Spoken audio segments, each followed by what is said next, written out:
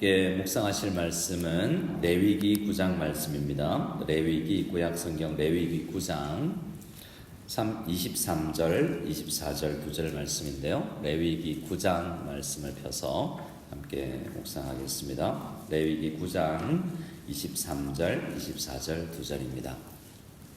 우리 찾으셨으면 같이 23절, 24절 보겠습니다.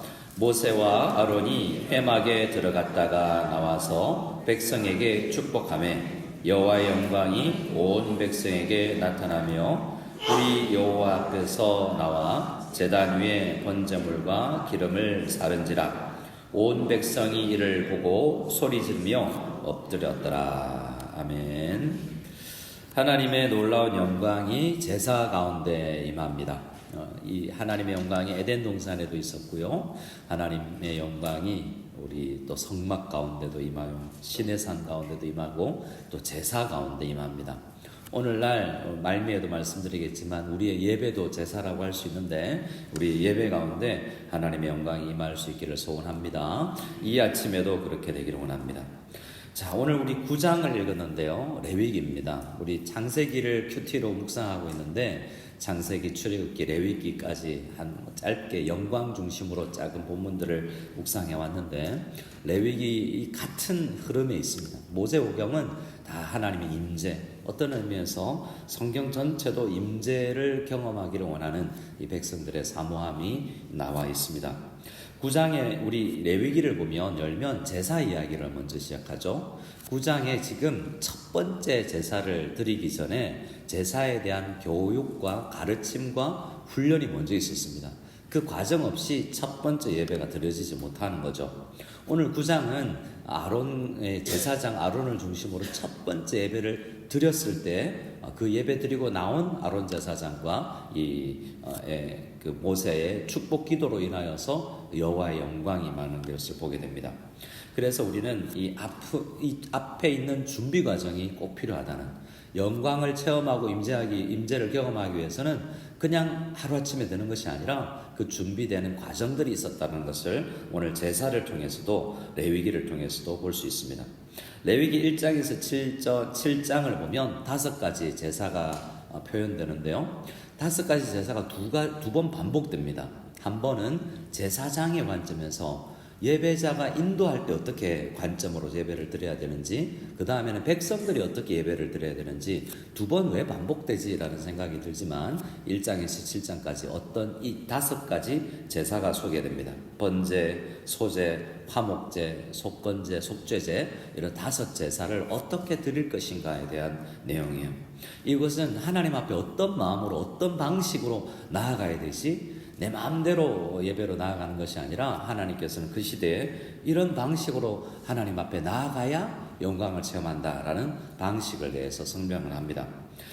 그리고 나서 이제 이 시간이 지나서 이 말씀을 8장을 가면 누가 그러면 그 예배를 인도하지? 라는 내용이 8장 9장에서 제사장이 필요하다라는 이야기를 합니다. 그리고 8장에 제사장 위임식을 합니다. 오늘 본문은 이 8장 앞 이후에 있잖아요. 8장을 보면 6일이 지나갑니다.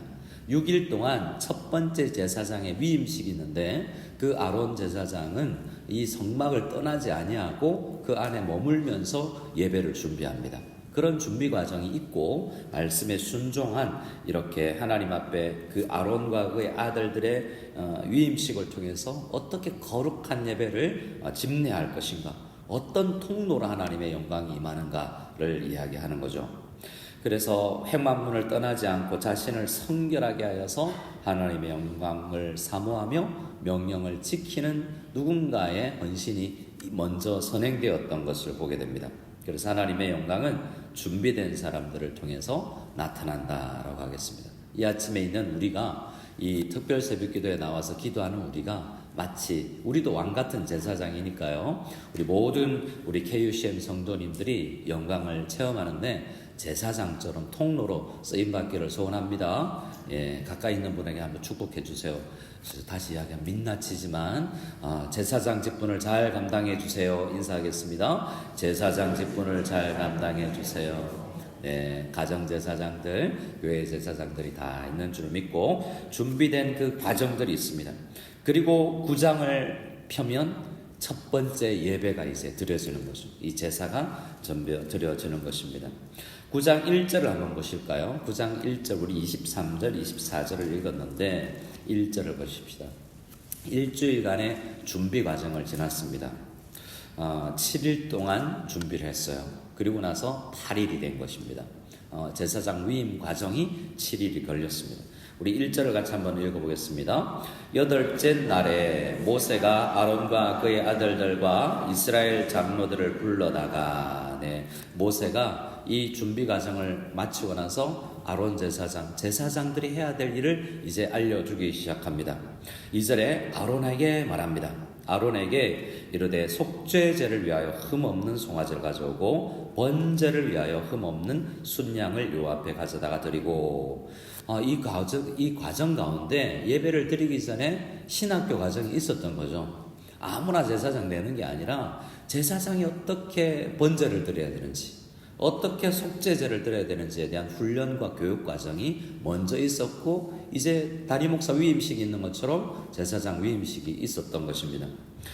그리고 3절을 보면 제사장만 준비되는 게 아닌 것을 보게 됩니다. 3절을 같이 한번 읽어보겠습니다. 시작. 이스라엘 자손에게 말하여 이르기를 너희는 속죄제를 위하여 숫 염소를 가져오고 또 번제를 위하여 1년 되고 흠없는 송아지와 어린 양을 가져오고, 4절에 보면 화목제를 위하여 소제물도 가져와라 라고 이야기하면서 제사장만 예배를 드리는 게 아니라 이렇게 백성들도 함께 준비하는 과정이 필요하다라는 것을 모세는 따로따로 이야기합니다.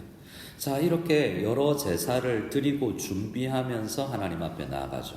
이렇게 제사장과, 오늘날 목회자가 제사장은 아니지만 그래도 그 요소는 가지고는 있죠. 뭔가 제사를 예배를 준비하는 사람의 준비와 또 예배를 드리기 위해서 나오는 성도들의 입장에서의 준비가 필요한 것입니다. 그렇게 하나님 앞에 잘 가져온 예배를 통해서 9장 4절을 한번 읽어보겠습니다. 같이 읽겠습니다. 또 화목제를 위하여 여호와 앞에 드릴 수소와 순양을 가져오고 또 기름 섞은 소제물을 가져오라 하라. 오늘 여호와께서 너희에게 나타나실 것임이니라 하매. 자, 어떻게 한다고요? 여호와께서 그렇게 하면 여호와께서 너희에게 어떻게 하신다고요? 나타나신다라고 이야기를 하고 있지 않습니까? 예배 드리기 전에 이런 약속을 해주시고 하나님은 예배자들에게 약속을 지키십니다. 5절을 지나서 6절을 보면 6절을 같이 한번 읽을까요? 6절입니다. 시작. 모세가 이르되 이는 여호와께서 너희에게 하라고 명령하신 것이니 여호와의 영광이 너희에게 나타나리라. 뭐가 약속되고 있습니까? 여호와의 영광이, 하나님의 임재가 약속되고 있습니다. 그래서 우리도 예배로 나아갈 때 예배 인도자나 우리 모든 성도님들이 하나님 이 예배를 통해서 영광을 경험하기를 원하고 임재를 체험할 수 있기를 원합니다. 이런 자세가 모든 예배 가운데 있어야 되는 것이죠. 7절 이후에 오늘 본문까지 이제 아론은, 그 백성들은 제사를 준비하고 예물을 준비하고 하나님 앞에 예배를 드립니다. 그리고 예배가 끝나요. 그리고 나옵니다. 제사는 백성들이 가지고 온 것을 이 제사장들이 향하지 않습니까? 각을 뜨고 그리고 예배를 태워서 방식으로 올려드립니다. 예배가 끝났어요. 그러면 그냥 그때 영광이 임해야 될 텐데 23절 오늘 본문에 보면 언제 구체적으로 영광이 임하는지가 나와 있습니다. 23절 같이 한번 읽어보겠습니다. 23절입니다. 다시 읽습니다. 모세와 아론이 회막에 들어갔다가 나와서 백성에게 축복하매 여호와의 영광이 온 백성에게 나타나며. 보시기 바랍니다. 제사 드렸다 영광이 임했다가 아니죠. 제사를 드리고 회막에 들어갔다가 나와서 백성에게 모세와 아론이 축복을 했을 때에 영광이 임했다라는 것을 보게 됩니다. 저는 모세도 아니고 아론도 아니지만 축복합니다. 우리 KUCM 새벽에 특별 새벽 기도에 나오신 성도님들을 축복합니다. 여호와의 영광을 경험할 수 있는 우리들이 다 될 수 있기를 소원합니다. 자, 그렇게 하니까 여호와의 백성들이 축복 가운데 예배 드리고 나서 서로를 축복해야 됩니다. 저만 제사장이 아니라 우리 모두가 제사장이잖아요. 영광이 어떻게 임하느냐? 옆에 있는 분이 여러분을 축복해 주셨을 때에 영광이 임하는 줄 믿으시기 바랍니다. 우리 교회 가운데 축복 안 해주고 싶은 사람 있습니까 혹시? 저 사람은 빼고 우리 교회에 영광이 임했으면 좋겠습니다. 이런 사람 있습니까? 그렇지 않았으면 좋겠습니다. 내가 믿고 다투었다고 할지라도 그가 임재를 경험해야 변화될 거 아니에요. 그 사람 안 변화되겠으면 좋겠습니다가 아니라 우리 모두가 하나님의 임재 가운데 나가서 하나님 앞에 정말 쓰임받는 우리가 다 될 수 있기를 소원합니다. 한 사람이 어릴 때 제가 청소년부에 우리 부장 선생님이 늘 하시던 이야기였어요. 영애나 임원들은 늘 비싼 옷 입지 말고 비싼 신발 신지 말고 중간 메이크로 브랜드로 입어야 된다. 중간 브랜드라도 살 돈도 별로 없었지만 나이키, 프로스펙스 이런 것, 아디다스 이런 거 살 정도 경제력도 안 됐지만 항상 겸손하게 모든 청소년부 다른 친구들을 돌봐야 된다라고 이야기를 하면서 우리가 먼저 임원들이 불타올라야 된다. 이번 수련회 저기 젖은 장작들 몇 명이 있다. 근데 마른 장작들이 활활 타올라야 그때 활활 타오르면 젖은 장작도 들어가도 불탄다. 이렇게 이야기하더라고요. 그래서 부족한 사람, 연약한 사람이 있는데 우리 전체가 누군가가 불쏘시가 되어서 하나님 앞에 먼저 타오르고 다른 사람들에게도 불이 전파되는 성령의 충만함과 불이 전파될 수 있기를 소원합니다. 24절에 보면 불이 나옵니다. 영광이 뭔지 모르겠는데 하나님이 안 보이잖아요. 근데 하나님의 놀랍도록 은혜를, 이 영광을 하나님께서 눈에 보이는 불의 형태로, 어제는 구름의 형태로 보여주시잖아요. 이번에는 불의 형태로 눈에 보이는 가시적인 영광을 보여줍니다. 우리에게 관계가 문제가 담이 불타오르고 무너지고 없어져 버리는 뭔가 눈에 보이는 하나님의 영광이 임해서 문제가 해결되는 그런 것이 우리에게 허락되는 것이죠. 24절 같이 한번 읽어보겠습니다. 24절입니다. 불이 여호와 앞에서 나와 제단 위에 번제물과 기름을 사른지라 온 백성이 이를 보고 소리 지르며 엎드렸더라. 불이 영광은 아닙니다. 근데 불이라 상징하는 뭔가 태워 없애고 구름이 상징하는 뭔가 가리며 인도하는 하나님의 영광을 상징하는 것들이 눈에 보일 때가 있는 거죠. 야, 하나님이 살아계신가 보다. 하나님이 살아계실 수밖에 없다. 이런 문제가 해결되다니 우리 이런 불같은 우리 문제를 집어삼키고 불태워서 없애는 놀라운 하나님의 영광의 임재의 상징물들이 우리 눈에 보이게 되고 경험되어질 수 있기를 간절히 소원합니다.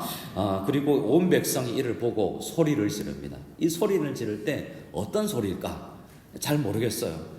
어떤 학자들은 이것이 그 어미의 놀라운 하나님의 무게에 눌려서 이제 두려움에 떠는 소리다라고 이야기하지만 어떤 분들은 이 원어를 보면서 이 소리는 감사와 경배의 기쁨의 소리 지릅니다 라고도 해석을 하기도 합니다. 그래서 우리 불이 나와서 우리의 문제가 해결되고 성도님들 앞에 나와서 간증하고 싶은, 이렇게 하나님 앞에 기쁘게 찬양하고 간증할 수 있는 은혜가 우리 모두에게 경험되어질 수 있기를 소원합니다. 자, 우리 제사 제도를 허락하신 이유가 오늘은 예배를 우리에게 드리라는 이유이기도 하죠. 이때 당시의 제사와 우리의 예배는 많이 다릅니다. 뭐가 다르냐면 우리는 이제 제물이 필요 없어요. 우리가 가지고 가는 것은 제사를 드리신 모든 5 제사가 상징하는 바를 완성하신 예수 그리스도가 제물 되셔서 우리는 제물을 드리는 것이 아니라 제물을 통해서 우리 문제가 해결되고 감사로 나아가는 감사제를 드리는 것이거든요. 그래서 그러나 여전히 이 요소가 의미가 남아있어서 우리의 예배는 하나님과 우리가 거대한 간격이 있어서 너무 멀리 있어서 제가 화요일 날 예로 들어드린 만원경을 통한 것이 제사라고 할 수 있습니다. 예배라고 할 수 있어요. 너무 멀리 있어서 안 보여요. 여호와의 영광이 있는데 안 보여요. 멀리 있으면 안 보이지 않습니까? 현미경도 작은 것을 크게 만드는 것이고 망원경도 작은 것을 크게 만드는 것이라 생각하지만 그렇지 않습니다. 만원경은 원래 사이즈를 보게 하는 거죠. 현미경은 원래 사이즈를 확대시키는 거지만 만원경은 내가 너무 멀리 있어서 작게 보이는 것을 원래 사이즈로 보게 하는 것이 만원경이다라고 할 수 있어요. 그리고 예배는 우리의 거대한 간격이 넘어 있어서 하나님의 영광이 너무 멀리 보이는데 이것을 경험하게 하는 것이 예배다라고 할 수 있습니다. 그래서 죄로 인해서 멀어진 하나님의 영광의 임재를 가까이 경험하게 하는 예배, 그것이 우리의 예배가 되어야 됩니다. 거룩한 백성으로 우리를 여전히 부르신다는 것을 생각하게 됩니다. 우리 이스라엘 백성들만 부른 게 아니라 이때 당시의 예배는 이방인들이 제외됐지만 우리가 예배로 나아가잖아요. 그러면서 이제 이사야서에 보면 진짜 이스라엘 백성들이 제물로 가져야 되는 건 소와 염소가 아니라 이방 백성들인 거예요. 너희를 제사장 나라 삼은 이유는 다른 나라 이방인들을 제물로 가져오게 하기 위함이다라고 이사야서 66장에서 이야기합니다. 우리의 예배도 마찬가지여서 하나님 우리를 먼저 부르셨군요. 우리가 예배를 통해서 소망해야 되는 것은 이 예배 가운데 우리 가족들과 우리 친구들과 아직 예수 안 믿는 영적 이방인들을 주님 앞에 제물로 드리는 것이 우리의 예배 가운데에서 늘 품고 나가야 되는 마음입니다. 그리고 이 성막과 이 시간을 상징하는 제사는 예배는 이제 하나님의 만남의 장소요, 만남의 시간인 것이죠. 우리 하나님 앞에 공적인 만남의 약속인데 하나님 바람 맞히지 않는 우리가 다 될 수 있기를 소원합니다. 주일날 약속해놓고 우리는 안 나타나고 하나님은 기다리시고 이러면 안 되겠지 않습니까? 하나님과 우리의 만남의 약속이 예배인 줄 믿으시기 바랍니다. 이 제사 가운데 여호와의 영광이 임한 이유는 어제 말씀과 이어져요. 철저한 순종이 있습니다. 8장에서 반복되는 내용이 여호와께서 명령하신 대로 그들도 행합니다. 명령하신 대로 한 걸음도 나아가 보려는 이 결단, 우리 말씀대로 잘 살지 못하는 경우가 있는데 2026년 말씀 1독이 아니라 말씀 1독과 함께 순종이 있어서 말씀대로 행하는 은혜가 우리에게 있어서 순종을 통한 영광을 맛볼 수 있는 우리가 다 될 수 있기를 소원합니다. 자, 우리 제사제도 몇 가지를 이야기하고 나서 우리 기도하기를 원합니다.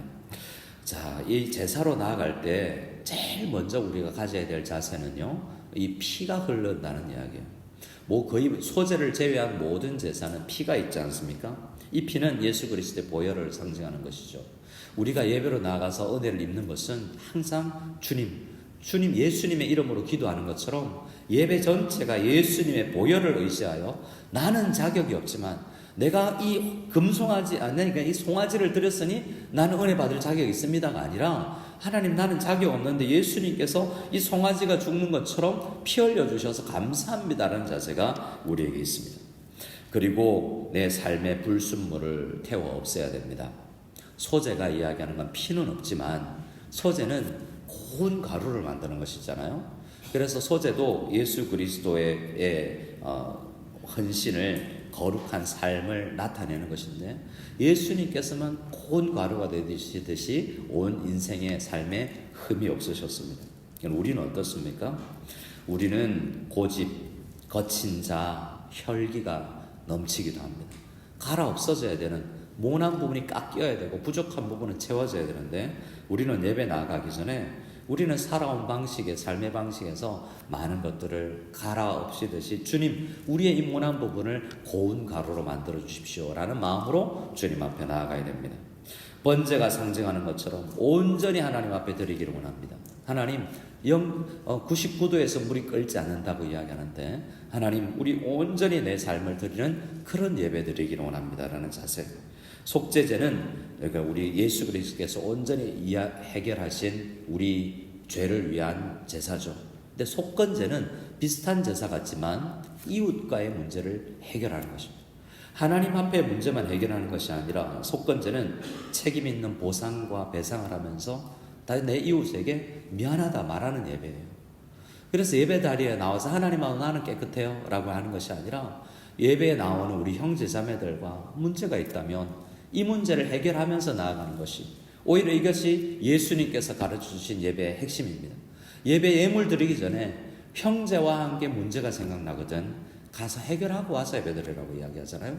다섯 제사는 예수님께서 다 이루신 것이지만 우리가 나아가면서 그 예배의 요소들을 다 생각하며 또한 나아갈 필요가 있습니다. 그런 예배가 온전히 드려질 때에 영광이 임하는 것입니다.